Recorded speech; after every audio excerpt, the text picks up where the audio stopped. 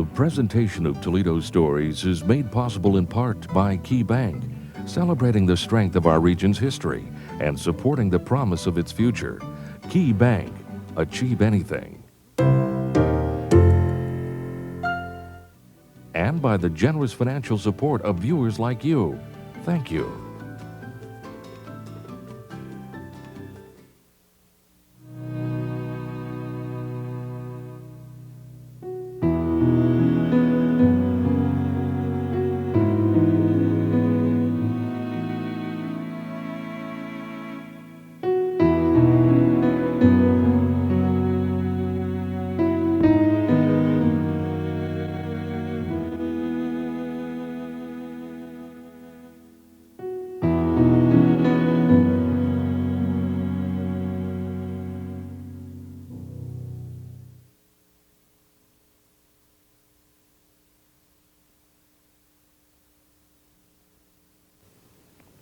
In 1903, Edward Drummond Libby hosted a banquet at the city's hub of business, the Toledo Club, to raise money for the newly founded Toledo Museum of Art.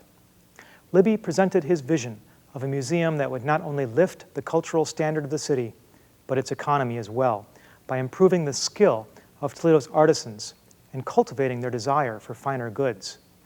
The menus that evening were inscribed with Victor Hugo's motto, "Art for art's sake may be very fine, but art for progress is finer still." This theme struck a chord with the city's financial leaders, for by evening's end, donations came so rapidly that it was difficult to account for all of them. In its first years, the museum reached out to Toledo's industrial workers, first by daringly inviting their school-age children into the museum, then by taking its art missionary work into the factories themselves. Nina Stevens, the museum's assistant director and a fine artist in her own right, gave art talks in the city's factories. From these beginnings grew a unique art museum, unique not for the treasures it displayed, but for being perhaps the first fine art museum in America that was embraced by factory workers as their own. At the end of the program, I'll show you how you can learn more about the history of the Toledo Museum of Art. And now, Toledo Stories presents the Toledo Museum of Art, a Centennial Portrait.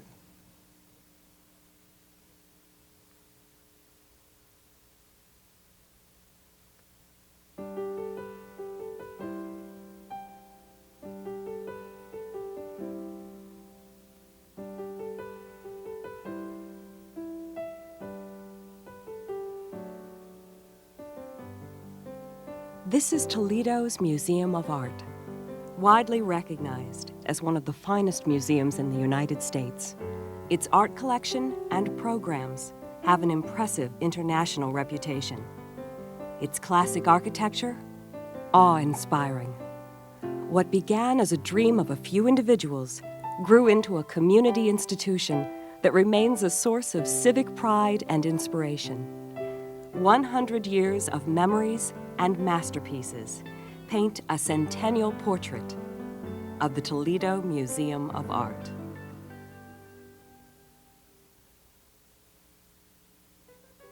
The early history of the Toledo Museum of Art begins with industrialist Edward Drummond Libby. He was not the founder of his glass company. He was the second generation. But when he took it over, it was based in Massachusetts, and he quickly realized that the whole glass industry was moving west. He was courted by a number of cities in the west to move his glass company. As it turns out, Toledo didn't give him the best offer. But Toledo was a larger city at that time, and it was one of the fastest growing cities in the Midwest. And he eventually decided to move to Toledo on the strength of the demands of his workers, who said, "We don't want to move to a small town. We want to move to a place that has some civic life, some amenities," and these workers understood that this was where they had their best future. Florence Scott was a young Toledo socialite, the granddaughter of Jessup Scott, one of the city's founding fathers. She may have been the real reason that Libby came to Toledo. The rumor is that when Edward Drummond Libby came to Toledo in the fall of 1887 to look for sites for his factory to move, he saw Florence Scott in the office of a real estate agent, and he asked for an introduction. Since a couple of months later his company moved here, she may or may not have stimulated his decision to move to Toledo. He really gained success for his company and moved it to a new level when he took advantage of the World Exposition in Chicago and built a massive pavilion just on the outskirts of the main fair. Rather than making simply a showroom for his objects, he made a whole carnival experience for people to come and see what Libby was. He'd have glass blowers there, and he'd have little glass trinkets people could buy. And his glass company became the foremost in the country as a result of those efforts. While Edward Libby was busy building his glass company, a group in Toledo began discussing their common artistic interests. The Tile Club had been established in the middle of the 1890s as a club for men in Toledo who were interested in the arts to get together to hire a life model they could paint from together. It was also a wonderful social opportunity because they had a tradition of lively bohemian dinners, which everybody in town wanted to be invited to. So the Tile Club in 1898 had had its first exhibition downtown of borrowing paintings and putting together an opportunity to see art for everybody in Toledo. The artists who were members of the Tile Club really enjoyed putting this together so much that they began to think about how they could establish a gallery or a museum in the city of Toledo. What started with the Tile Club gathered momentum after a trip to Chicago awakened Edward and Florence Libby's passion for the arts. In 1900, the Libbys visited Chicago. They visited a friend of Mrs. Libby's named Rosa Lang, who was an unusual, independent, professional woman living and working in Chicago. She taught German to the engineering students at the Armour Institute. The president of the Armour Institute was a man named Frank Wakely Gonzalez, who was deeply involved with the arts in America. He was a trustee of the Art Institute of Chicago. He gave lectures about art and self-realization all over the country, and he met the Libbys for the first time through Rosa Lang. The Libbys were so impressed with Mr. Gonzalez and all of his ideas that they seemed to have come back all fired up about the possibility of introducing new levels of the arts and art appreciation to the city of Toledo. Mr. Libby must have met with some of his friends who were members of the Tile Club and realized their ideas were coming together. And the Tile Club plus Mr. Libby was the combination that made the museum a possibility.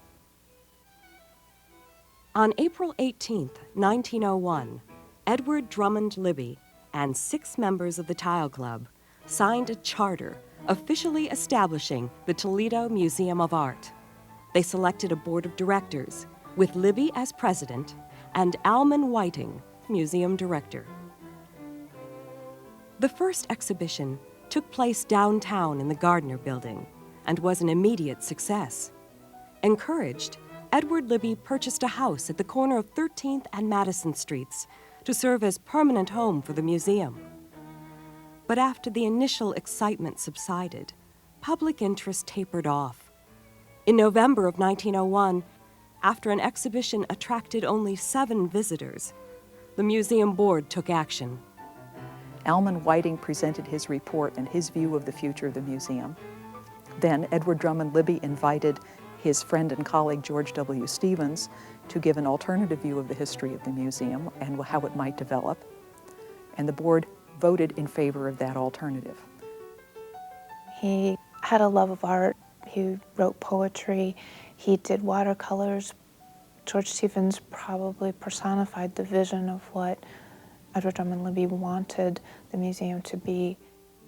George Stevens and his wife, Nina, brought new life and energy to the museum. They opened the doors and invited the entire city inside.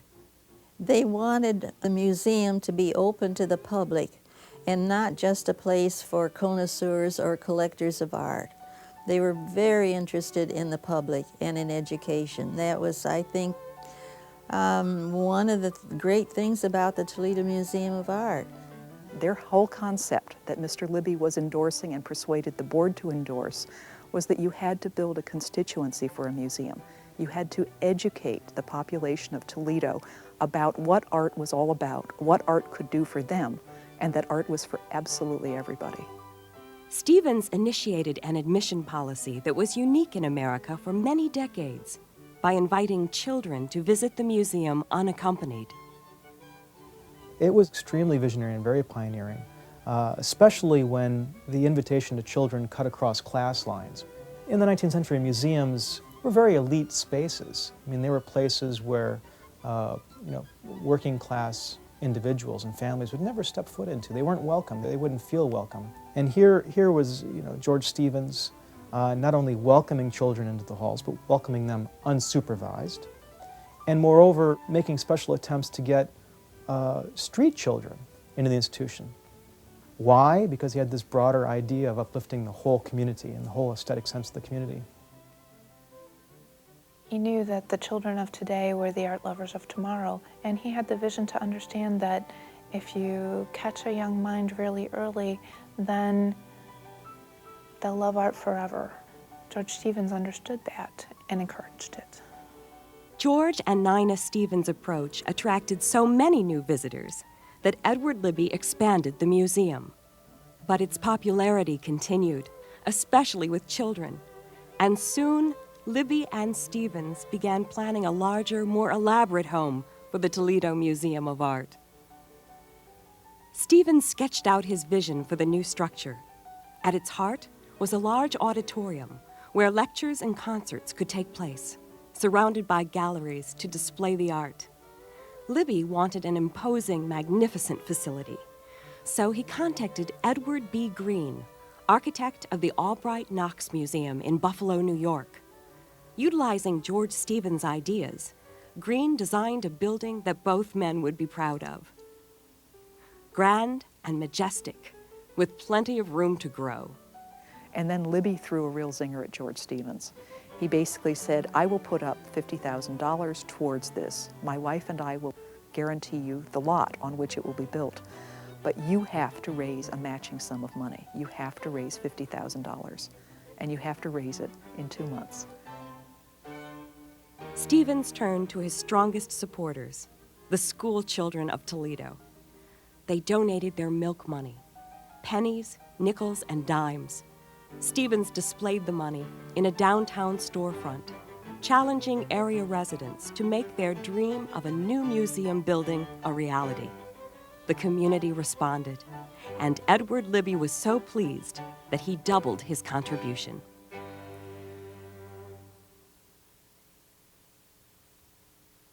Construction started in 1909 on land that was part of Mrs. Libby's childhood home. Edward Green's design incorporated classic Greek architecture, featuring 16 marble columns and a copper roof fitted with skylights. Original plans called for the building to be constructed of limestone, but a slumping national economy lowered material costs enough to use Vermont marble instead. On January 8, 1912, a huge crowd waited along Monroe Street in the freezing rain for their chance to see the new museum. Visitors streamed through until after midnight, marveling at its unprecedented beauty. Although construction had personally cost the Libbys over $250,000, they were determined to furnish the new building with art. They traveled all over the world, acquiring individual masterpieces as well as entire collections. Finally, they got the money together and built the building and opened it. And right afterward, Mr. Libby went out and spent more money on one painting than the whole building had cost. And that gave you an indication of what he really felt, that the contents, the paintings, were extremely important. The stately new building didn't change the museum's policy toward children. It simply gave the Stevens room to expand their programs. They led tours through the galleries and offered lectures in the new auditorium. There was a little auditorium downstairs called the Hemicycle, and we'd go to talks on the collections at the museum.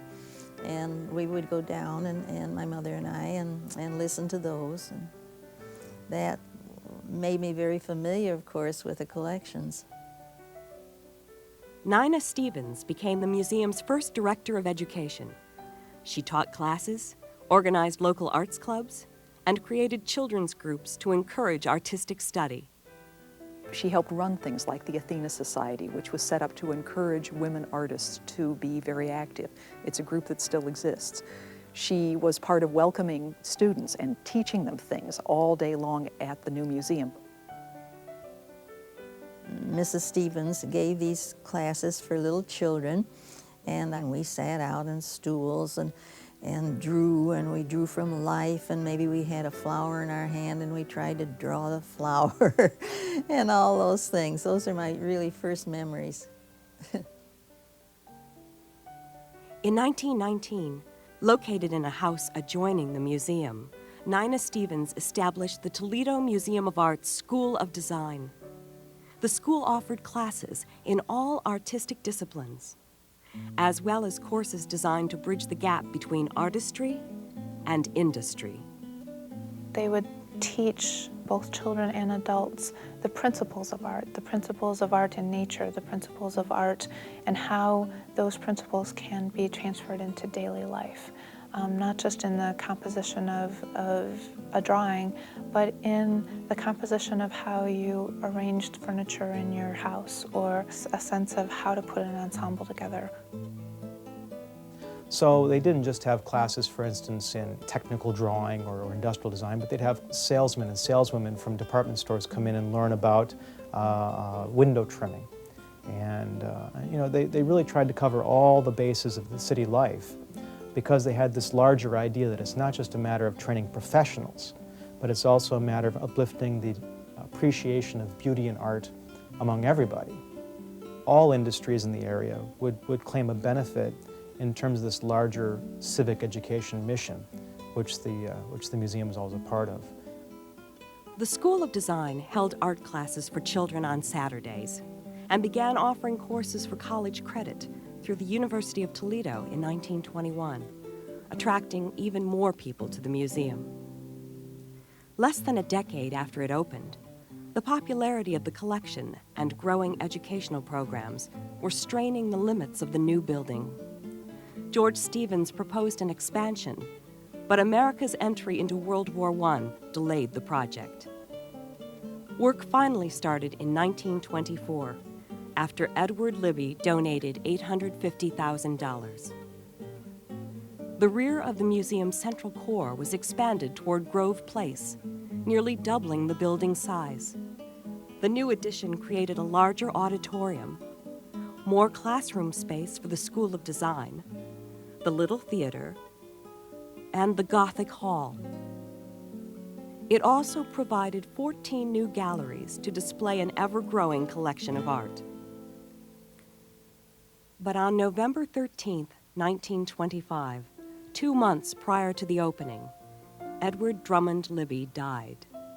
His body lay in state in the museum lobby as local residents filed through to pay their last respects.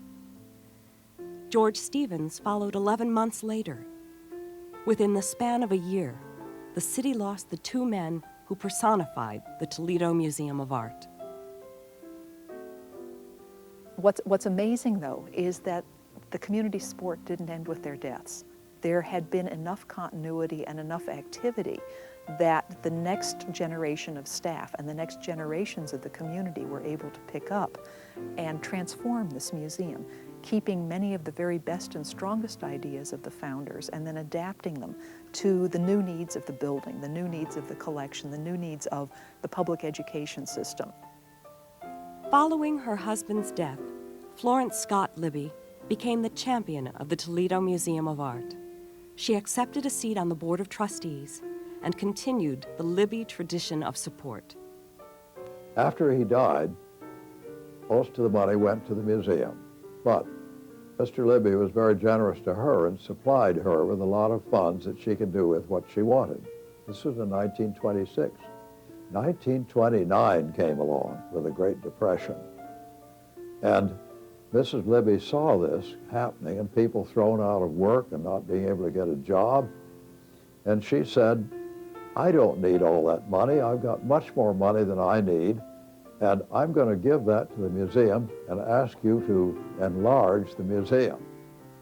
In the early days of the Great Depression, 2,500 men went to work on Mrs. Libby's gift to the city, 2 new wings that would triple the size of the current museum and include additional galleries, classroom space, and a 1,700-seat hall of splendor called the Peristyle.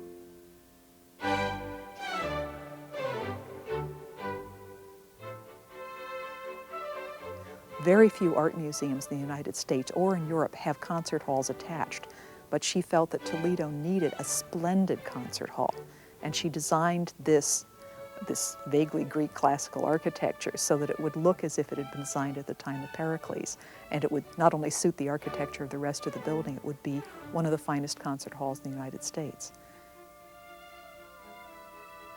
The space itself is magical.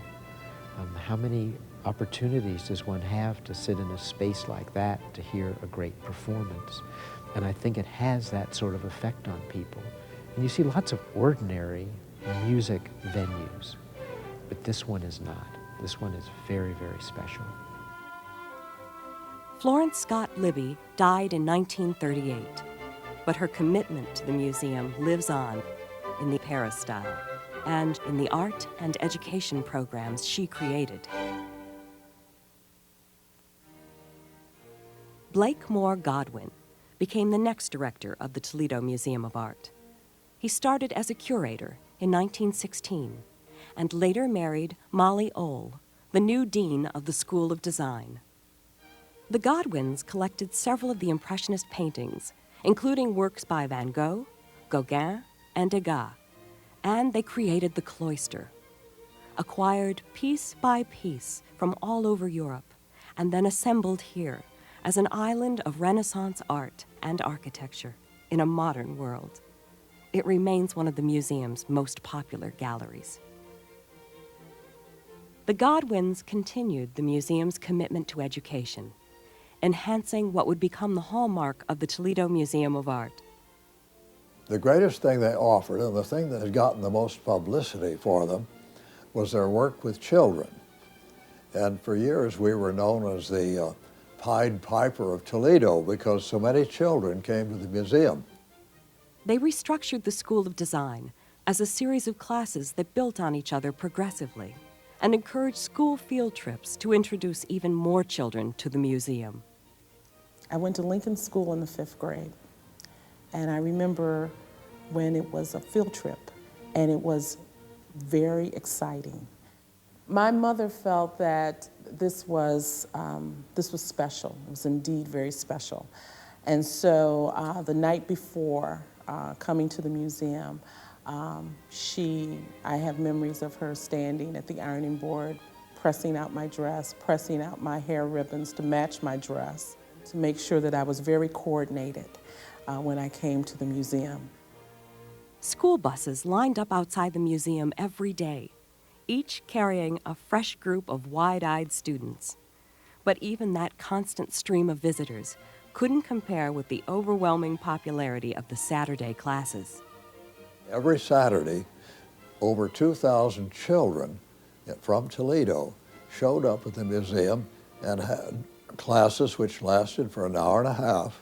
And we employed a lot of instructors and teachers of art, some of who were artists themselves usually.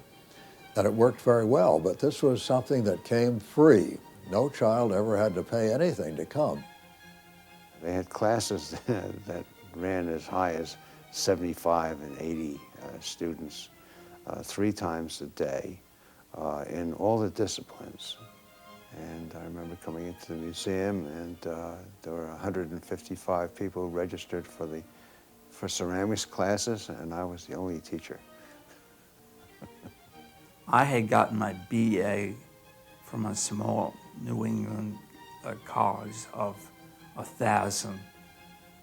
And here in the Saturday class at the museum, there were 2,000 children who came. That just blew my mind. There was a class at 9 o'clock and one at 11 in the morning.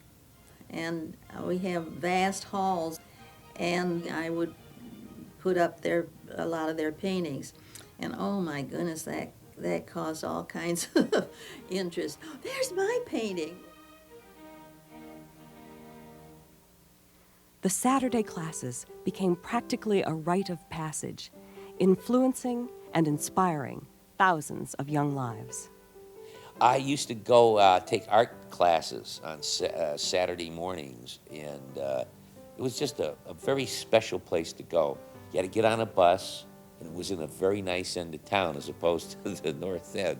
So all of a sudden, it was like a little vacation you were going on, and you were with the better class of people, you know, and so you'd want to hang out there. The Saturday classes were something everybody in Toledo, every child in Toledo, wanted to take, or else their parents wanted them to have it. And because my mother taught at the museum, we were bombarded with people calling, asking for a favor, which she simply couldn't do. There were too many people she knew whose children wanted to be in classes. The children were excited about the classes, and you can see that through the long lines that were running from the doors of the building down the front steps and down Monroe Street. The childhood experiences of all those students helped shape the public impression of the Toledo Museum of Art, providing an investment that is still paying dividends today. Those Saturday classes were what inspired them to love this institution. If they had a pleasant experience, they remember that, and they walk down the hallways and say, oh gosh, I remember coming here as a child, and this is what I remember the museum being, you know, the smell of cork floors and turpentine.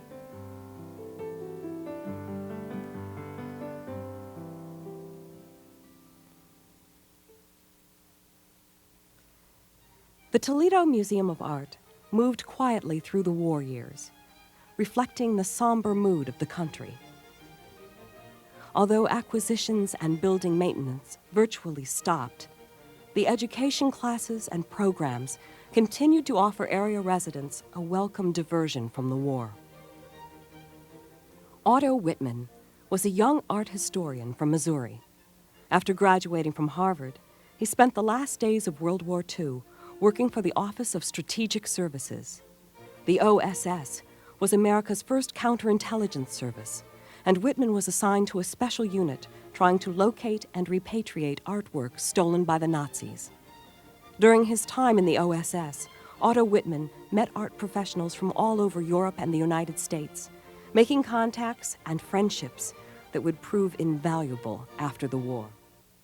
After I got out of the service and out of the OSS, I had to decide what I wanted to do, and I decided I wanted to work in a museum, and I wanted to work in the Toledo Museum because it had a great reputation for its education.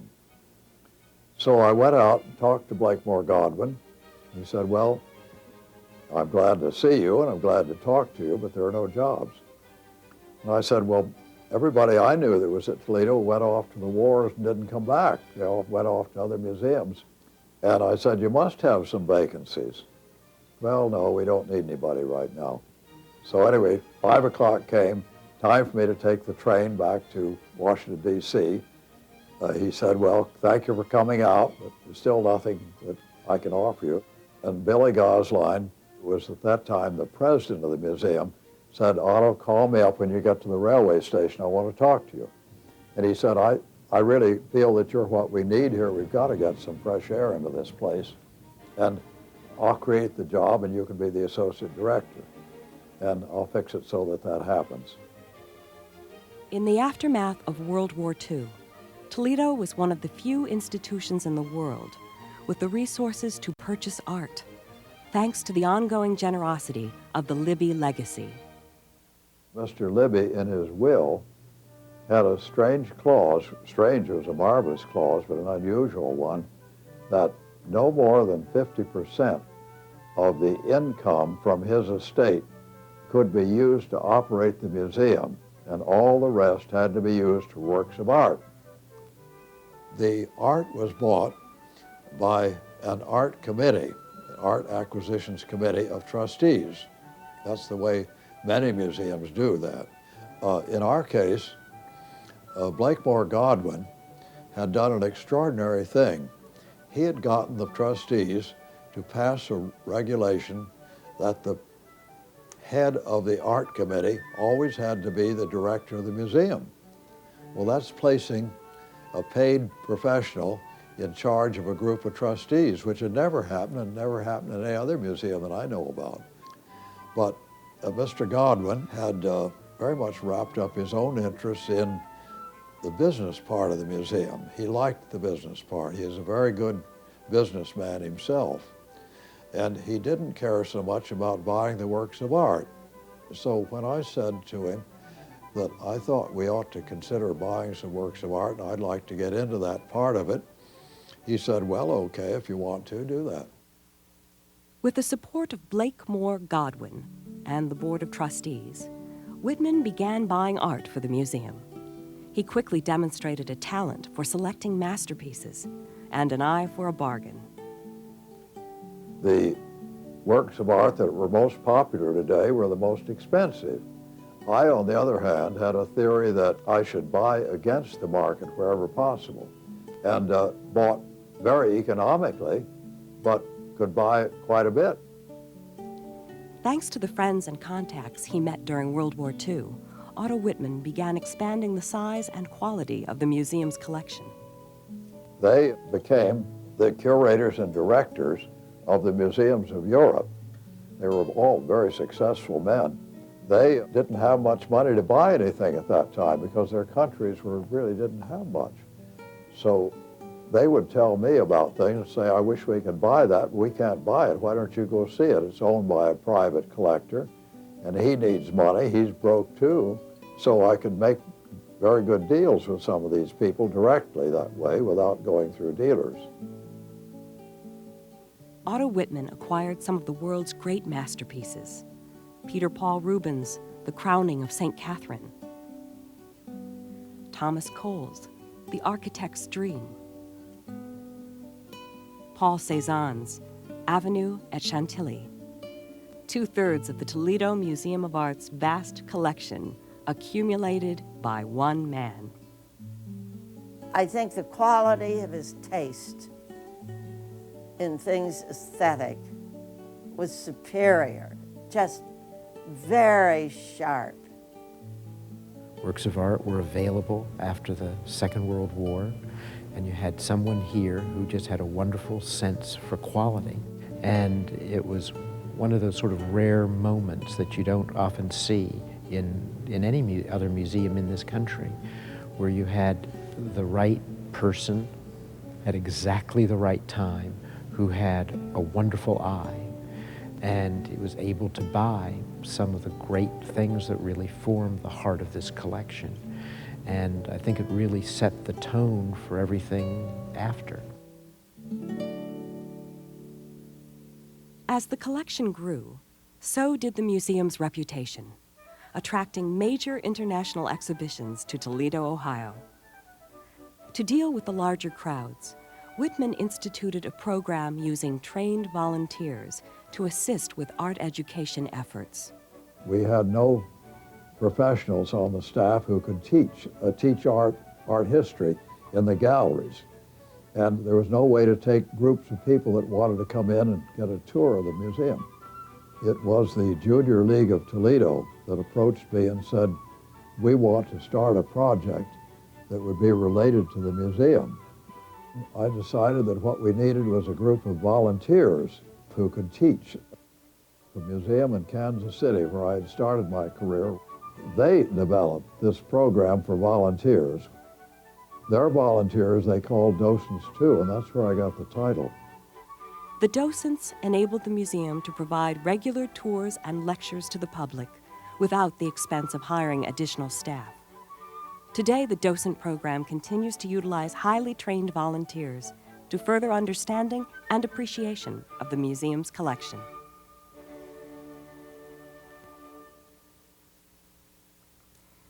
When Blakemore Godwin retired in 1959, Otto Whitman became director of the Toledo Museum of Art. After years of improving the collection, his attention turned toward ensuring the institution's financial security. When I first came to the museum, Everybody thought it had all the money in the world that it needed. No one would ever need any more because Mr. Libby, when he died, had left his fortune to the museum. And it seemed like a large sum in 1926. But when I came there after World War II, it didn't seem large to me. Soon after that, the trustees began to feel this way too, and they said, well, it's not enough money, and we're going to have to do something else. And the man who pushed that hardest was Harold Beschenstein, head of the Owens Corning fiberglass company, very dynamic, good businessman. And he said, what we have to do is to start something we'll call the New Endowment Fund. And we will ask people to give to that because no longer do the Libby funds take care of everything. He was a very effective museum president in the sense that he saw what was coming financially and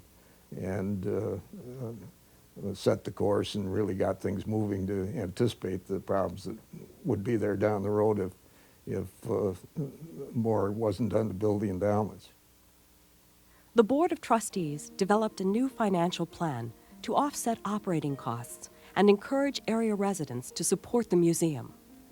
The Libby legacy of community involvement was revived, and a new era of volunteerism began, with membership campaigns and highly successful fundraising from the private sector. In 1962, the Toledo Museum of Art transcended its traditional role as a collector and actually initiated the birth of a new artistic movement. For centuries, glassmaking had been confined to factories using large industrial furnaces. Harvey Littleton, the son of a glass engineer and a former Toledo Museum ceramics instructor, believed that artists could blow glass themselves using small furnaces. He couldn't find support for his ideas until he approached Otto Whitman about funding a glass-blowing workshop. Whitman agreed and invited local glass engineer Dominic Labino to help. Working together, Littleton and Labino successfully proved that glass could be used as an artistic medium. Artists all over the country responded, and the studio glass movement was born. Getting an institution, a conservative state institution like the Toledo Museum, for it to get its foot in this quagmire of education and creativity, that's marvelous. That's great. And I'm forever grateful to Otto for stepping into this unknown world. In 1970, Toledo Museum and Owens Corning Fiberglass president Harold Beschenstein funded a new gallery to display the museum's extensive glass collection. A Dominic Labino mural, utilizing large panels of colored glass, was installed at the entrance. Labino, now an internationally known artist, donated the work to the institution that started the studio glass movement. 4 years later, the Glass Building became the new home for the glass and ceramic programs of the museum and University of Toledo. Funded by the city's major glass companies, it was the first facility dedicated to the teaching of glassmaking. Otto Whitman transformed the Toledo Museum of Art from a small community museum into one of the world's premier institutions. As he approached retirement in the mid-70s, he began searching for an heir apparent, someone who could ensure the museum's continued success. Whitman handpicked a young curator from Minneapolis named Roger Mandel. Roger Mandel, I brought onto the staff 3 years before I retired, and I said, you haven't had the experience of being a director, but work with me for a while, and I'm going to retire in 3 years, and I'll see that you become the next director. Roger had just great charisma. As a personality. You really had the feeling in Toledo that where Roger was where you wanted to be. Roger Mandel oversaw a major renovation of the central core of the museum in 1981 that added more gallery space and a new museum entrance on Grove Place. Highlighting the new construction was the installation of a hand-painted ceramic mural by Henri Matisse.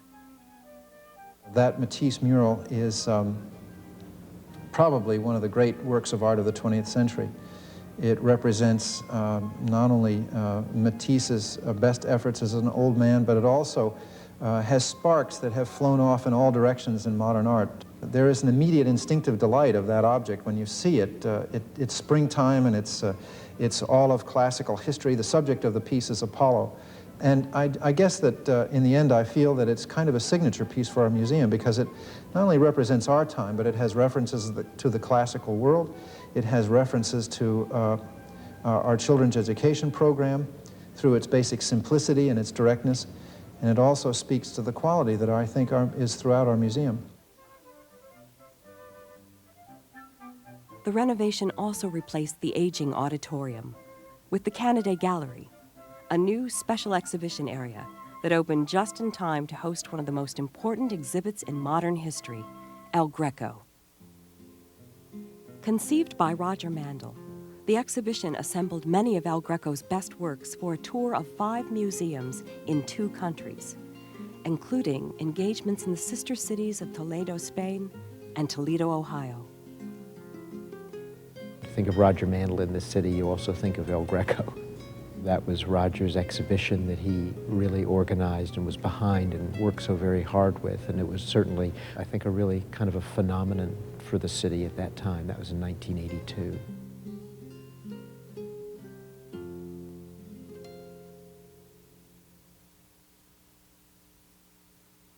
After a 10-year term, Roger Mandel accepted a position with the National Gallery in Washington, D.C.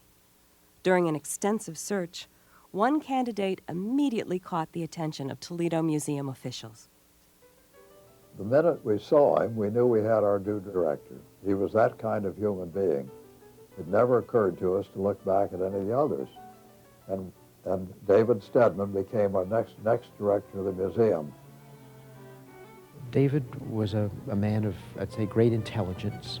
I think added a great deal to the advancement of the mission of this museum. David also had a very strong sense of fiscal responsibility, which very much influenced this museum and our ability to do certain things and to prepare for the future. Stedman arrived at a difficult financial time, and the museum faced cost overruns. When I came, we were in very bad financial trouble. And we worked out a 5-year plan to bring us back to financial health. And it was really tough. It was painful and it was tough. But it worked. We really stuck to our guns. The trustees were very helpful in helping to raise money, becoming much more aggressive in the way they were treating the endowment. We on staff kept going through these cutbacks so that as the endowment grew and the cutbacks took place, we finally got to a point where we were balanced. It was a hard job he undertook, and he did it beautifully, and he kept the whole organization. He had them strongly on his side, and they recognized what the problem was and cooperated and worked with it, and really a remarkable job, I think. David Stedman became the steward of the museum's incredible art collection, but he found it housed in an aging building in desperate need of repair and epitomized by the condition of the Great Gallery. Built in the '36 expansion, it sat empty until 1954, when it was quickly finished to host a large exhibition. But its skylights exposed the artworks to excessive amounts of light and moisture and had to be partially covered, and its drab walls created an environment unworthy of the art it displayed.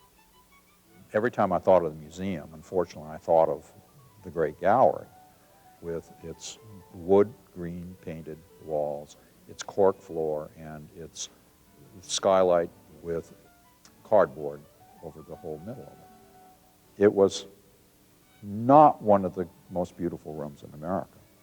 And yet it was the heart of the institution. And on those wood walls were some of the finest paintings in America. Stedman and head curator Bill Hutton supervised the installation of modern environmental controls and the remodeling of the entire West Wing. transforming the building into an edifice worthy of its collection. I think what I was able to really do with this institution was to bring a sense of harmony between the interior and the exterior, so that when you come here now, there is a kind of unity of the experience that you get. That did not exist before. During the restoration of the museum's West Wing, work also began on the Center for the Visual Arts, the new home of the University of Toledo's art department. Designed by architect Frank Gehry to inspire new generations of artists, the building created quite a stir. Basically, people just couldn't believe it, that the museum would do anything this strange. We were doing the first major new construction in the Old West End in over 60 years. And of course, it was not in the style of the original museum building. And so the museum's approach was, well, we were very fortunate to have a major architect do the original building. Let's go get another major architect working in the 90s, using the vocabulary of the 90s, to do a building which is close to, and in fact attached to, the museum building, but will have a totally different identity. Major exhibitions continued to pass through Toledo's galleries, including Impressionism and the Age of Rubens, an incredible collection of 17th century masterpieces that also gave visitors a unique view of the Toledo Museum's permanent collection. One of the factors that had taken place before we decided to take it was, in fact, where would we put a show of this size? And I kept looking at this thing and I said, I've got it. Let's turn our temporary exhibition gallery into a Baroque gallery. We'll clear out the West Wing, and all of the paintings in the West Wing we're going to hang from floor to ceiling. It was an extraordinary experience, and the public responded in a way that they hadn't any other exhibition would ever have. Working behind the scenes at the museum is a staff of art professionals committed to serving both the collection and the public. Many spent their entire careers here, but only one would make the climb from intern to director of the Toledo Museum of Art, Roger Berkowitz. I came here first in 1969 as an intern from the University of Michigan. And at the end of that time, Otto Whitman, who was the director then, asked if I wanted to stay, if I'd like to stay on the staff. And I said I would love to stay on the staff, but I just felt I had so much more I had to learn about art history that I'd really better go back to the University of Michigan and get my PhD and really have that grounding. And so I came back in 1974 as an assistant curator in the area of decorative arts, and I've been here ever since. He became curator of decorative arts and then assistant director of the museum. And when David Stedman left the Toledo Museum of Art in 1998, Roger Berkowitz was his overwhelming choice to succeed him. When David had announced his resignation, he made a very strong recommendation for Roger as the successor and said he thought in every sense that he was ready to take over the job. And so the start of a search process began, and the more we looked around and thought about it and found out what the pool of potential candidates might be and so on, the more the whole group came to the conclusion that Roger was our man. Berkowitz became the director on January 1st, 1999, and one of his first priorities was to prepare the museum for its 100th birthday celebration. There's a wonderful sense of tradition. People take great pride in the museum and the way things have been, and you want to think about how you can sort of build on what's occurred during these first 100 years and yet move the museum forward and work with new communities and broaden the audience and have more people enjoy the experiences that come with a visit to this museum. The museum developed plans to expand and beautify its grounds.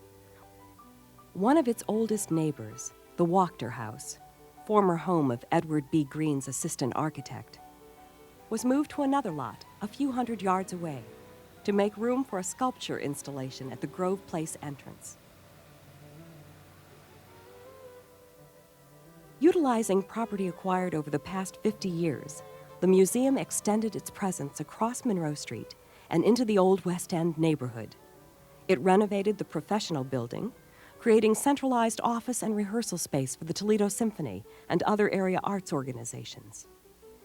Then the entire Monroe Street facade of the building underwent a facelift, cleaning, renovating, and repairing 80 years of wear and tear. We're even making some improvements. We found in earlier plans some things that, although they were originally planned, they didn't happen. So we've been able to make some very subtle improvements to take things back to what the original conception was, and that's what we're using as our guide. And we have that sense of really less of renovating the building than of preserving the building. And that's what we've worked very hard to accomplish. We hope in a way that people will not even notice that any work has been done. That you'll look at it and you'll say, oh, that museum is so beautiful. 100 years ago, George Stevens shocked the art world by using innovative approaches to bring people to the Toledo Museum of Art. Today, the museum has expanded that vision, creating new facilities and programs designed to bring art to even more people. The Community Learning Resource Center is a lending library of art-related books, video, and learning materials. Hands-on Egypt and the Family Center are interactive play areas where children can build an appreciation and understanding of art. And since 1993, the museum's It's Friday series has drawn a wide range of new visitors, offering music, lectures, and performance art in a social setting on Friday evenings. There is something for everyone at this museum. Whether you want to come and you want to walk through the galleries and you want to look at the works of art, if you want to come on Friday night for It's Friday, whether you want to send your children for Saturday classes or come down yourself and go through our resource center, there is something here for everyone. And that has attracted the broadest range of people you can imagine in terms of age, interests. It's just had a remarkable sort of effect on the community and how they perceive the museum. In recent years, the classic beauty of the museum has made it a regular stop for wedding parties, with the museum's Greek columns providing the perfect backdrop for their special day. Through our collections and programs, we strive to integrate art into the lives of people. I can't think of anything more wonderful than people on their wedding day wanting to come to this museum to have their pictures taken. I think the museum then becomes a very strong part of their personal life. And who could want anything better than that? Today, the Toledo Museum of Art attracts visitors from around the globe to see major touring exhibitions, as well as its permanent collection. Yet it remains committed to the vision of Edward Libby, a community institution open to everyone, regardless of age, wealth, or social standing. There is a great challenge to manage what I would say is probably our primary polarity. And that's the issue of, on the one hand, a great international reputation, and on the other hand, community relevance. And we always want to be very conscious of not having that ever be an either-or situation, but it has to be and both. The Toledo Museum is one of the few museums left in this entire country that does not charge admission as entrance. Almost every year, the question comes up, is this the year to change that policy to bring more income to the museum for our operations? And I'm proud to say that every year we have the conversation and we come to the same conclusion that it is so important to keep this exhibition free and open to the public. So there is absolutely no barrier for anyone who has any interest in coming here, that they can always come through that door and know that it doesn't matter if they have the ability or the inability to pay.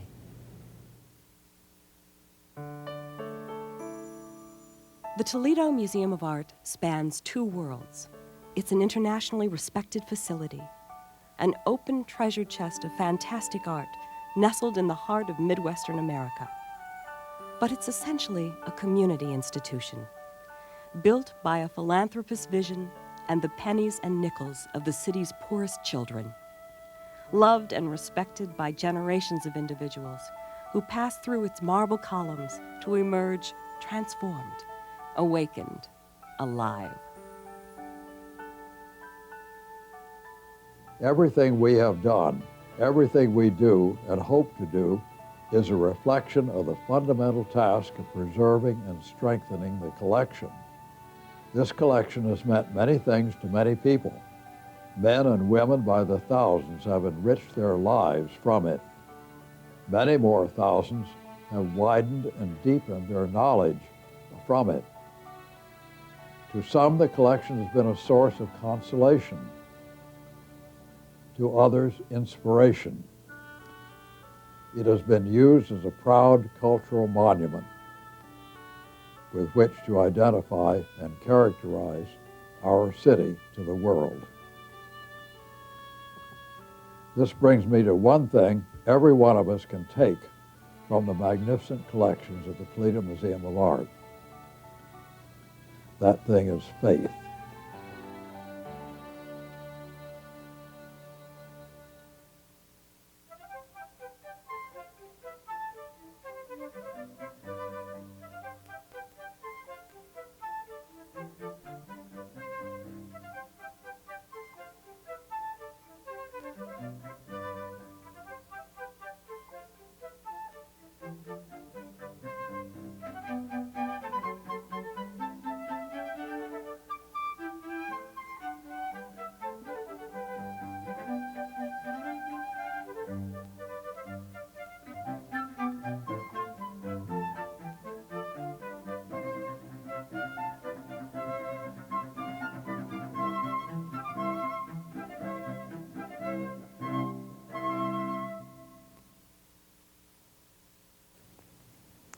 If you'd like to learn more about the Toledo Museum of Art and how the institution relates to Toledo history, a good place to start is by checking out some websites and books that relate to the topic.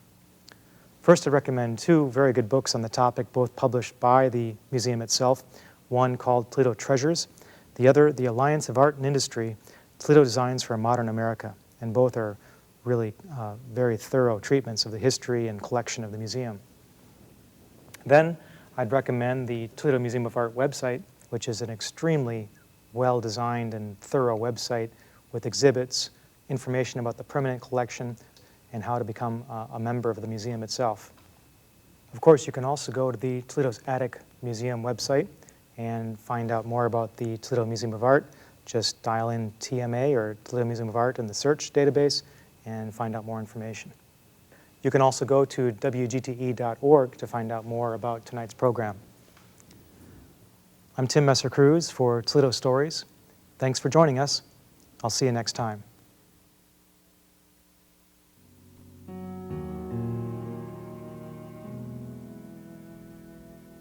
A video of the program you've just seen is available for $19.95. You can visit us online at WGTE.org or call us at 419-380-4613. To learn more about the history of Northwest Ohio, visit Toledo Stories online at WGTE.org.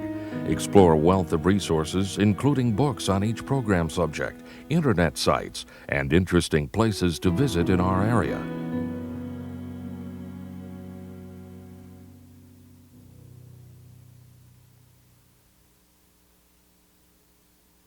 The presentation of Toledo Stories is made possible in part by Key Bank, celebrating the strength of our region's history and supporting the promise of its future. Key Bank, achieve anything. And by the generous financial support of viewers like you. Thank you.